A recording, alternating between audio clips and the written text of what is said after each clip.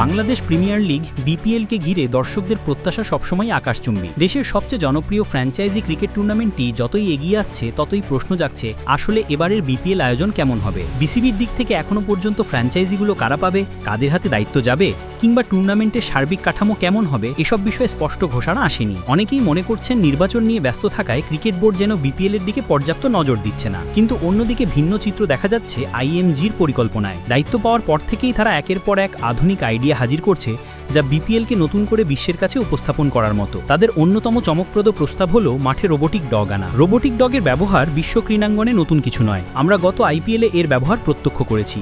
শুধু আইপিএল নয়, ভারতের বিভিন্ন ঘরোয়া লিগেও এটি মাঠ মাটিয়েছে। এমনকি বাংলাদেশ বনাম সিঙ্গাপুর ফুটবল ম্যাচেও বাফুফে এই প্রযুক্তির ছোঁয়া এনেছিল। দর্শকদের জন্য ভিন্ন রকম অভিজ্ঞতা তৈরি করার উদ্দেশ্যেই এসব উদ্যোগ নেওয়া হয়েছিল। এবার সেই একই অভিজ্ঞতা আসতে চলেছে বিপিএলে। আইএমজির প্রস্তাবে স্পষ্ট উল্লেখ রয়েছে, বিপিএলকে যদি আন্তর্জাতিক অঙ্গনে নতুনভাবে তুলে ধরতে হয় তবে টুর্নামেন্টকে আরও স্মার্ট এবং আধুনিক করতে হবে।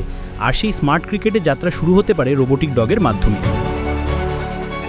তবে এখানে একটা বিষয় মাথায় রাখতে হবে, এখনও চূড়ান্ত অনুমোদন দেওয়া হয়নি। প্রস্তাবনাটি বিসিবির হাতে আছে। সবুজ সংকেত পেলে আগামী বিপিএলেই আমরা দেখতে পাবো মাঠে রোবোটিক ডগের দৌড়ঝাঁপ।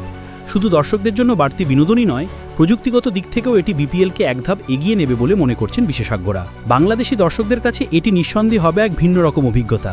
মাঠের খেলা যেমন উত্তেজনা ছড়াবে, তেমনি রোবোটিক ডগ প্রযুক্তির ছোঁয়ায় যোগ করবে নতুন মাত্রা। এটি প্রমাণ করবে যে বাংলাদেশও ধীরে ধীরে আধুনিক ক্রিকেট আয়োজনের দিকে এগিয়ে যাচ্ছে।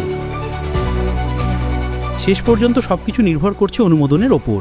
তবে যদি প্রস্তাবটি পাস হয়, তবে বলা যায় বিপিএল এবার শুধুই ক্রিকেট টুর্নামেন্ট নয়, প্রযুক্তির এক উৎসবও হয়ে উঠবে। প্রিয় দর্শক, আপনারা কেমনভাবে দেখছেন এই উদ্যোগকে? রোবোটিক ডগকে মাঠে দেখতে আগ্রহী তো? আপনার মতামত অবশ্যই কমেন্টে জানিয়ে দিন।